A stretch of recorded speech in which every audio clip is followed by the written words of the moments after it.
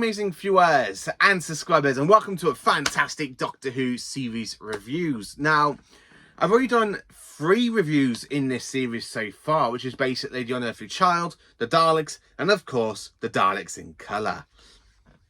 So now it's time to review the 3rd story for season 1 of Doctor Who. So this review started back in July, around about back in June, and now we are literally on the 14th of July. So we've had 3 weeks. I've been reviewing every single Monday 3 stories. Now, this is the 3rd story because I reviewed the Daleks twice, once in black and white, and of course the cut down version from 2023. So we're looking at Doctor Who The Edge of Destruction, which is a fun 2-parter broadcast from the 8th to the 15th of February 1964, starring William Hartnell, Jacqueline Hill, Caroline Ford, and of course William Russell. And this is actually a good story. It's a 2-parter. It doesn't suck, really. We get to explore a little bit more of the TARDIS. We have a little bit of a situation going on, continuing from the end of the Daleks. I have to admit, I did enjoy the story. I enjoyed revisiting this the other day and absolutely loved it. So, opening up, we have to get to the credits. You've got this fantastic piece of music. And this is actually, of course, written by David Whittaker. And I have got a review series coming out on Monday with me talking about my 10 favourite Doctor Who stories that Doctor Who writers have done. And David Whittaker is going to be either 3 or 4. I can't remember my mind up there because I definitely got the 2nd part coming out this Saturday. So, The Edge of Destruction, we start off with basically the Doctor, Ian and Barbara and Susan knocked out on the TARDIS floor, and they start coming around bit by bit, and of course the Doctor has a bit of a cut on his head. So basically, the only reason they are basically knocked out is because something went wrong with the TARDIS at the end of the Daleks, and of course it knocks them all unconscious. Now, they all kind of lose their minds a little bit in the story, where Susan tries to attack Ian with some scissors. Barbara is trying to talk to the Doctor, but the Doctor ends up insulting her and Ian. You were trying to gain control of my ship. You want me to take you back to 1963, don't you? Yes, well, I'm not doing it. I'm not doing it. I absolutely love William Hartnell's performance, and seeing how grotty the first Doctor is in this story is absolutely flipping brilliant. William Hartnell plays it so well. I love the grotty first Doctor. Really, really well done. Now, the TARDIS sets itself looks so good. I love seeing like little bits of the crew's quarters where you kind of got like little chairs and stuff. Now, the fact that the TARDIS does try telling them what the issue is, that the fact they've got it on the scanner going from Skaro, far away, far away, far away, far away, back to the beginning of the universe. And boom! So they're literally caught in the gravity well of the beginning of the universe. So they have all this going on. And of course, the doors keep going, opening and closing. So 1 minute, if it shows a dangerous place, they're closed. Then it's showing a place where they're fine at, like they're safe. So it opens up and it goes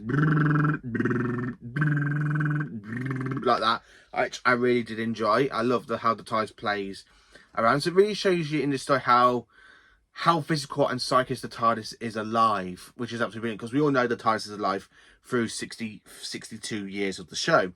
But literally, this is the first time we actually do see the TARDIS being a proper being, like a live being, and it is trying to communicate with the TARDIS team to let them know what's going on, where they are at the current point in time. Now, I do like William Hartnell, as I said. He is very grotty, and the fact he does mellow towards the end of the story, where he does apologise to Barbara, which was very surprising, because the first Doctor never really apologises to anyone, because it's the first Doctor. He's very stubborn.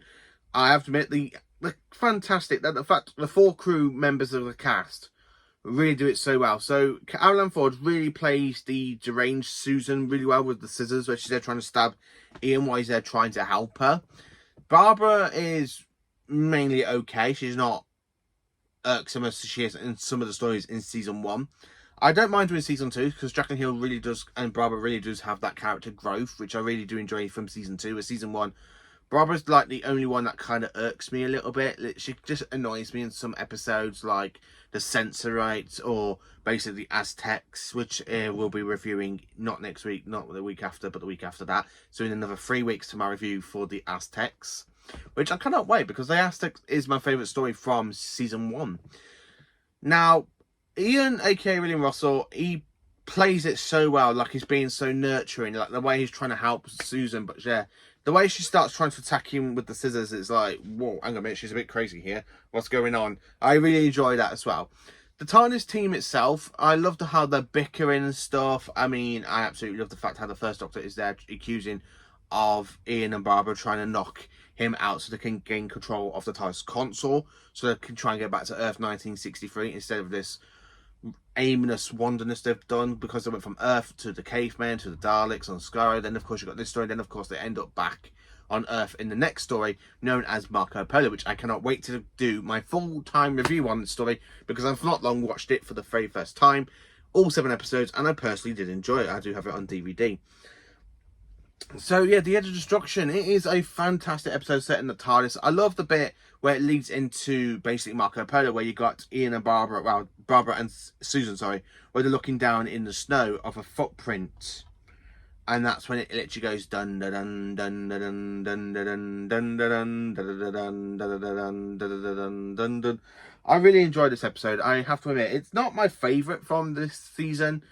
Season 1 contains a lot of good stories, like the Daleks, you know, the Reign of Terror, the Aztecs, and of course the Sentience, which I do personally enjoy a little bit.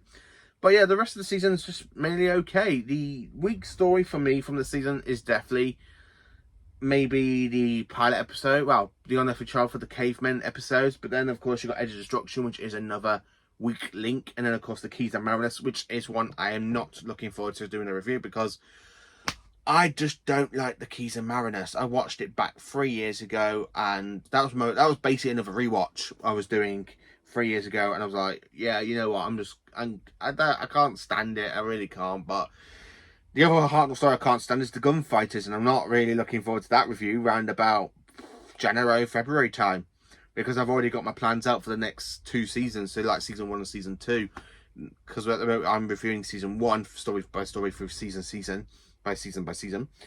I have to admit, I'm quite looking forward to giving Marco Polo a full-time review. I'm really looking forward to getting to the Aztecs, because that is my favourite story of season 1. I really love the Aztecs. So, yeah, The Edge of Destruction. It is a fun little 2-parter set in the TARDIS. Not much really happens apart from the TARDIS team kind of going insane, working out what's going on. The TARDIS is being sentient and being alive on Talinum, and of course it literally just playing to the finale of, well, the actual towards the end, and of course they do land back on Earth and see a snow, like a footprint in the snow. So The Edge of Destruction, for me it is a 7.5 out of 10, and it is a B+, because not much really happens in it. It's just a fun little 2-parter. That's what it is. It's just a fun little 2-parter set in the TARDIS where nothing really much happens apart from the characters go insane a little bit. But yeah, that's the only thing about it. So yeah, it's definitely a B+, and the first B+ in actually the series of reviews, because the rest of it's all been 10 out of 10, and apart from the Unearthly Child, which I think I give an 8.5 out of 10, because it's the first episode, and the Caveman episodes I don't enjoy. So what did you think of Doctor Who The Edge of Destruction? Is it one of your favourite stories for season 1?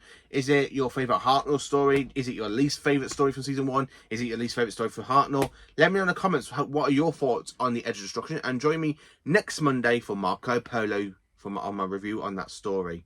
Thank you. Oh, pardon me. Thank you for being magnificent viewers and subscribers.